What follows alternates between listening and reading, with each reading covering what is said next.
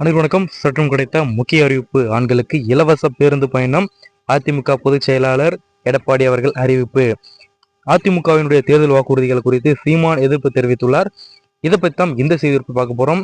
அதாவது இதை பத்தி என்ன பிரச்சனை எழப்போவதுதான் இந்த செய்திருப்புல பிஃபோம் மட்டும் சுருக்கமாக பார்க்க போறோம். அதற்கு முன்னாடி நம்மளோட சேனலுக்குள்ள வந்திருக்கீங்கன்னா மறக்காம சப்ஸ்கிரைப் பண்ணிக்கோங்க. பக்கத்தில் இருக்க பெல் ஐக்கனை கிளிக் பண்ணி ஆல் ரெடி பண்ணிக்கோங்க. முக்கியமான விஷயம், வீடியோ ஸ்கிப் பண்ண பாருங்க. அப்போ நான் சொல்ற தகவல் வந்து உங்களுக்கு வந்து முன்னாடி இப்போ வாங்க வீடியோக்களை பார்க்கலாம்.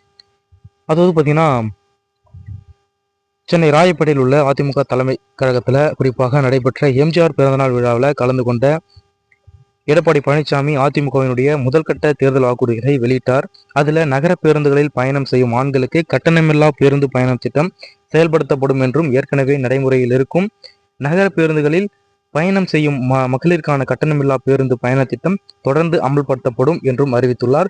இந்த நிலையில ஆண்களுக்கு இலவச பேருந்து பயணம், மகளிர் உதவித்தொகை 2000 என்ற அதிமுகவினுடைய அறிவிப்புக்கு நாம் தமிழர் கட்சி ஒருங்கிணைப்பாளர் சீமான் அவர்கள் எதிர்ப்பு தெரிவிச்சிருக்காரு. ஸோ என்ன பார்த்தீங்கன்னா, இது தொடர்பாக சீமான் செய்தியாளர்களை என்ன சொல்லியிருக்காருன்னா, இலவச பேருந்து வேண்டும் என உங்களிடம் யார் கேட்டது? அதாவது பார்த்தீங்கன்னா, முதல்ல அரசு பேருந்துகள் தரமா உள்ளதா? அடுத்தடியாக பார்த்தீங்கன்னா, தற்போது அரசு பேருந்துகளில் தலைவர்கள் பயணிப்பார்களா?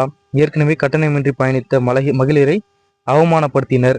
எங்கள் தாய்மார்கள் தேவையாக வேலைவாய்ப்பை ஏற்படுத்தி தாருங்கள் என்று அவர்கள் இவ்வாறு சீமான் அவர்கள் எதிர்ப்பு தெரிவிச்சிருக்காரு.